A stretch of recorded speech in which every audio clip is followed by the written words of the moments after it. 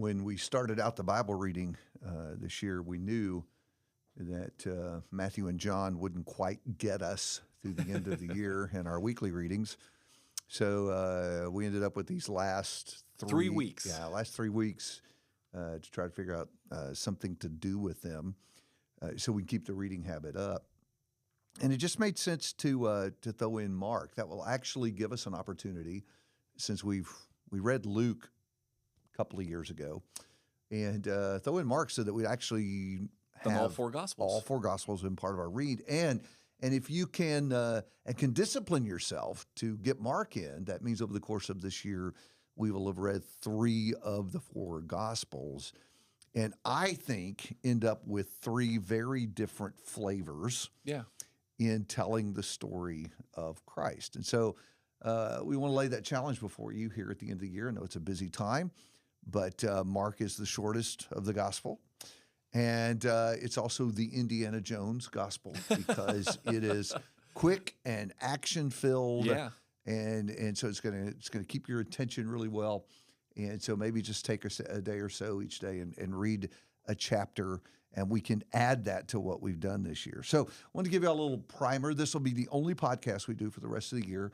There's no way to work through every chapter in the podcast between now and the end of the year. So we'll kind of give you an overview, a primer for reading the gospel that you can work with through the rest of the year and the holiday. So let's think about big picture of the gospel, starting out with the Indiana Jones gospel.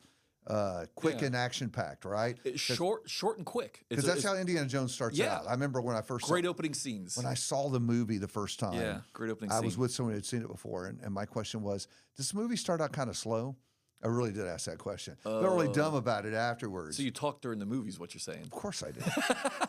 And no movie is good without commentary. But wow, you get started out quick, and that's how it lures you in, and then all of a sudden, becomes one of the most iconic opening scenes in cinema history. That's right. Yeah. Yep. And it's a little like John in that we kind of start. There's no birth story. You just kind of start the beginning of his. Literally the beginning of the gospel of Jesus Christ, and there is no birth. There's sets it in context of some prophecies that had been waiting to be fulfilled. And here comes the Baptist doing it, and then all of a sudden here's Jesus being baptized, just straight up almost immediately. He meant John the Baptist, just in case y'all John the Baptist, not the gospel we just finished. John the Baptist, and then the temptation of Jesus, but again, just not detailed. Just he goes out, he's tempted by Satan, and then starts the ministry, in which he calls his disciples and does his first act, which is ironically casting out a demon. Now, you think that's a big deal? It is a big deal. Just like John's gospel had, the sign miracles. What you tell, when you tell it, how you tell it, is part of what do you want to see. And let me pause you there for a second, because I think that's really, really important for all of us to understand as we're working our way through these gospels, and that is Mark has his way of telling the story. Right. And highlighting things he does not want you to miss. Yeah, and so it's all going to be the same events, but it may be structured in a different way, literally sequenced in a different way. That's why we get so or elaborated at more length than others did. He skips over stuff that Matthew and Luke, like the temptation, Matthew makes a bit more space on, because he wants to hit a lot harder this demon possession stuff. Right. And so, by verse 21, he's casting out, and again, at length, he goes through the whole thing. And what matters in this story, it's very programmatic. It's very much setting the tone for some things. Number one, people are astonished that he's teaching with authority. As a demonstration of his authority, he casts out a demon. But what's crucial is the demon says, I know who you are. The first, in Mark's gospel, who knows who Jesus is and who doesn't know who Jesus is matters. That's one of the great motifs in Mark's gospel. And so the demon straight up says, I know who you are. You're the Holy One of God. Nice disguise. Nice try. I know who you are. And Jesus, tells him to basically, be quiet and casts him out. And the disciples are amazed by the authority. And so part of what Mark's trying to show is, number one, everybody knows who Jesus is in a sense, but the disciples and the people who are witnessing him. Because the centurions famously in Mark's gospel, the crucifixion famously in Mark's gospel, say the centurion confesses truly this was the Son of God, as the Jews are denying him. And so the people who aren't supposed to be knowing who he is know who he is or aren't confessing him, while those who should aren't. So the other thing is, Mark's trying to show us that Jesus really didn't come to condemn mankind. He came to save mankind. How does he do that? He's come to make war on Satan. From the adversary. He's come to make war on Satan and to cast out the demons. And so as you begin to go from this important story about authority, about identity, and about casting out Satan and his works, you then immediately go to healings. He famously heals Peter's mother-in-law, but what happens, and after he heals her, verse 32, that evening and then they brought them all who were sick or oppressed by demons. This whole idea that physical sickness is really spiritual sickness is a really or is meant to be a sign or a symbol of spiritual sickness. That's the better way to frame it. The reason we get sick and die is because of sin, in a sense. Ultimately, why the world has fallen. And so, that matters. And so he's going to keep on going through. And it's emphasized, then verse 34, he healed many who were sick with various diseases, cast out many demons, would not permit the demons to speak because they knew him. That big story in verse 21 becomes the theme that he works. You hit chapter 2, they bring him a paralytic to be healed, and he doesn't heal his body, he forgives his sins. We've been set up with that in chapter 1. That's the real issue. What's wrong with man? It's not that you get diseased. What's your real problem? You're sinful. Isn't that interesting that that people miss that emphasis? Especially when the charismatic movement was so strong and it was all about physical healing. Yeah, and really, the physical healing wasn't the primary thing. Right. It was the sign in the physical healing. That's right. Or even just again the social gospel idea that what makes a Christian is doing nice things for less fortunate people. Now listen, being nice to people is certainly important and certainly Christ certainly showed compassion.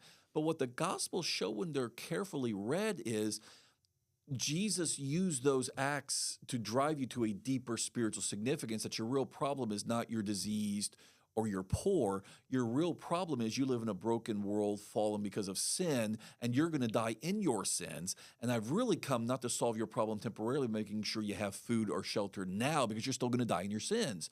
The real issue is I've come to get your attention maybe with that, but I want to forgive your sins. That's your real problem. I really think we need to remember that, because I think it is easy to get caught up, especially in the ease of the culture we live in making our own lives as comfortable and as pain-free as we possibly can.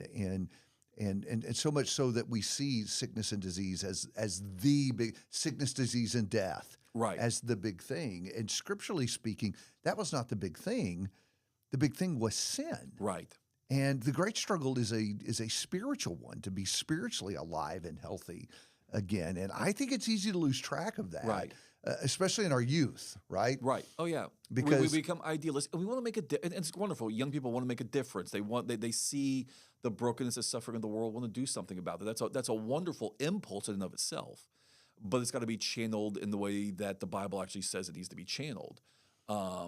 And so to that point, we forget those other little passages in the Bible, like in John 6, when Jesus says, "No more free food," because you're not getting the point. And they don't want to follow him. And because they don't want the spiritual teaching that the food that he created there when he multiplied the loaves and the fishes was meant to be pointing them towards. They didn't want to know about the bread of life. They just saw fruit, or when elsewhere in the Gospels when it says he didn't work any miracles there because of their lack of faith. In other words, they weren't going to take these things for what they were meant to teach. Right. And so no miracles. That's right. So we forget that these things were ultimately meant to point us to something far important. So, here in chapter 2, when people are outright, he's blaspheming because he says he can forgive sins. No one can do that, but God, exactly. The demon knows it. Do you? Do you know that? Jesus says, in a sense, which is easier? Ironically, fixing the world is far easier. Healing this man's body is far easier than dealing with sin. We really mistake the lesser for the greater. That's literally Jesus' argument in that story. Yeah. So as you press on, then he does more of this, and again challenges about who he is. This cycle of stories that begins in chapter 2 there with that paralytic kind of ends in chapter 3, 1 through 6. All the controversies. All the controversies, and again, which he basically says, talks about the Sabbath. And which is one of the great tests, and he knows what the Sabbath is about. They don't, because of who he is. But as you move into chapter 3, he warns them about blaspheming against the Spirit, refusing to receive these teachings and these miracles and what they represent. Parables in chapter 4, but really the next big thing that Mark puts on the table in chapter 4 that works these big themes that we've talked about so far is when he then blows his disciples' minds, which in some ways is one of his most powerful miracles yet. He calms the storm. He calms the storm. He rebukes the wind and the sea, peace, be still. And he says to them in verse 40, why are you afraid? Have you no faith? And they were filled with great fear and said to one another, who then is this that even the wind and the sea obey him? And so we're back to, again, the identity issue. Mark has put this on the table in chapter 1. The demons know who he is. Do you know who he is? And he's come to make war on the demons. We've seen that. So now his disciples see is something even bigger than just, healing a man's body. Nature. This is kind of creation level power. I was Nature. waiting for you to get back to Genesis. It always goes back to y'all Genesis. knew Genesis was coming, right? Yeah. With a word, he orders creation, puts the wind and the waves back in their place. He's Lord over the harvest. Right. He's Lord over creation. That's right. Exactly. So we're back to identity. Who is this guy that the book really works hard? But the other thing is this: the new motif of and they were afraid. And they were afraid. And what you see in Mark's gospel is, and it's going to happen in chapter 5, it's going to happen in a number of stories going forward. One of the things that Mark does is emphasizing now the fearful response of those who see Jesus do these things. He's about to cast out a demon in chapter 5. That will create fear, and so forth, as he continues to push back on Satan's realm, so to speak, make war on Satan. Fear's response. What Mark does is basically when people come to a moment of decision, Jesus does something spectacular that really causes a crisis in terms of who is this guy really, and they're afraid because now he's not just a guy who's helping me. There is something that is, and it's not just his teaching's authoritative. There is serious power and authority in this guy. Who is this guy? And they become afraid. Mark uses the moment of fear as basically saying people have come to a moment of decision. Who is this guy? You got to make a decision. He's just done something that will not allow you to deny, obfuscate, avoid it any longer. Scary. That's right. You have to recognize he's not just a prophet. He's not just a guy with a little power from God like some of the other prophets. Who is he? The demons know because they've experienced his full divine power brutally and how he's casting them out. But humans, now the disciples, and they're just brought all the way to the end. That's why, again, uniquely the way Mark tells us, or we emphasize how John's resurrection story is unique. And some things that he wants you to see, to return to the garden and so forth. He starts with, in the beginning was the word, echoes of Genesis all the way through. Mark hits this hard in the way he tells the resurrection story, because in chapter 16 and verse 8 then, the ultimate moment of decision, the tomb is empty, and they see the angels, but they have not seen Jesus yet. He's told them he's going to be raised from the dead. The tomb is empty. The angels bear witness. Verse 8, and they went out and fled from the tomb, for trembling and astonishment had seized them. They said nothing to anyone, for they were afraid. Now the disciples have come to the ultimate moment of decision. He was confessed by the centurion. Again, the people don't expect. Demons and centurions are confessing him, but the disciples at the tomb are afraid. Why? Because the greatest miracle of all has happened, and the ultimate moment of decision has come for them. Do you now really get who he is? Mark uses that motif of fear in those great moments to say a moment of decision. You really can't just sit there and say he's a nice guy, he's a helpful guy, he's a good guy, maybe a prophet. No, who is this guy? So think about how powerful that is to watch that. This would be something all the way as you read through, Yeah, as you're reading through this gospel, to watch these amazing things he does. Right. And the response to the amazing thing, who is this? Which then raises John's question in his gospel. Who is this? Right. Who is this guy? Because ultimately at the end of the day, Jeff, that's the only thing that matters about Jesus. Right. It's interesting to me, and The Chosen got this wrong. It's interesting to me that that Jesus never asked, what do you think about my teaching? Yeah, that scene in The Chosen when he basically invites Matthew to be a script consultant on the Sermon on the Mount really troubles me when I saw that clip. Because, number one, in Matthew's gospel, where the Sermon on the Mount is actually delivered, Matthew's gospel, the inspired text, actually emphasized that they were all amazed with Jesus because he taught with one having authority.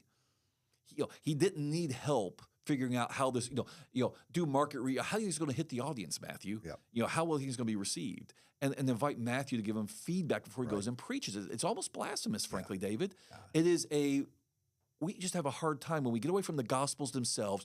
We have a hard time not reducing Jesus to a mere man. Yeah. But the point about that is it isn't about what he said.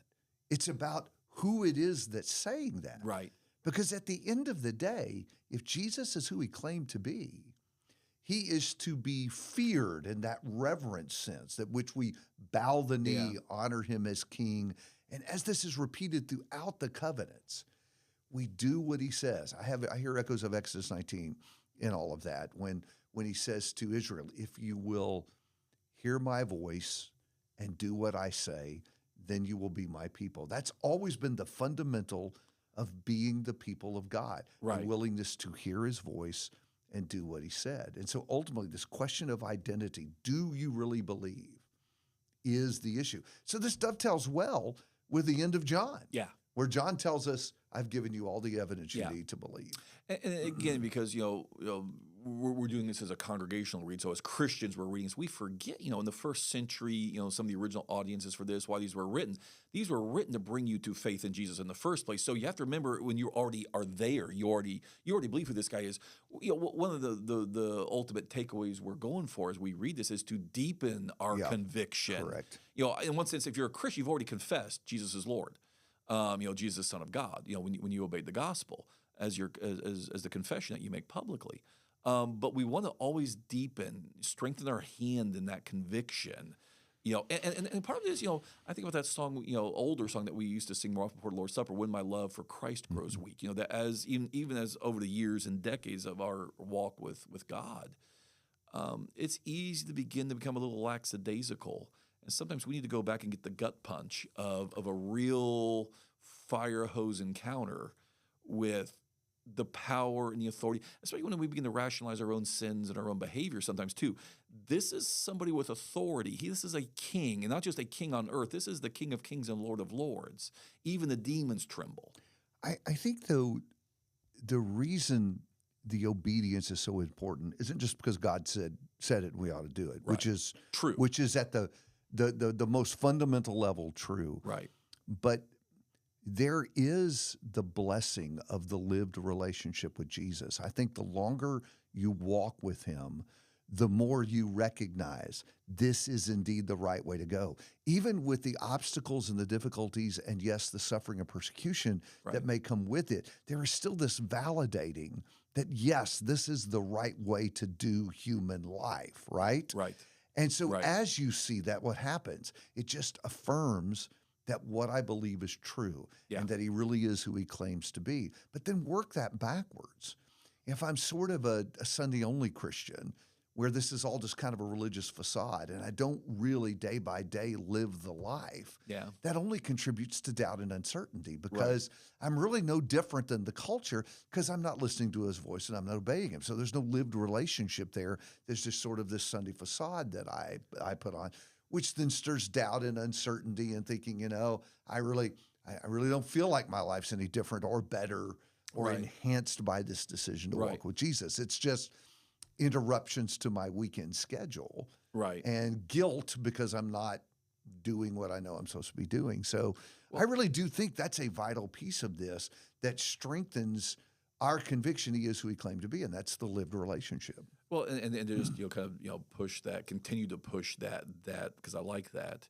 You think about when Jesus back in Mark's gospel and the abruptness and the speed with which it begins, and so he's already calling the first disciples. He's calling Peter and Andrew, and he's calling James and John there, the Galilean fishermen, there by the sea, and and that the depth of the immediate commitment. Immediately he called them, and they left their father Zebedee in the boat with the hired servants and followed them. That dramatic leaving it all behind, cutting your ties with the world to follow Jesus, in the world but not of the world. Even as your career is really, you may have a career, but you are not your career anymore. Correct. You're going to have to earn a living. That's the point. Feed yourself, provide for your family. So, I'm not saying quit your job, but the idea is, they left their jobs, so to speak. I mean, it was not their identity anymore. Jesus, elsewhere, as famously, says, well, in fact, actually, he says right there, follow me and I'll make you fishers of men. I mean, literally redefining redefining their identity at the very beginning of Mark's gospel. This is, yes, is of discipleship, the way Mark wants to tell the story. You are not an accountant anymore. You are not a lawyer. You are not a postal worker. You are not, whatever your job in the world is.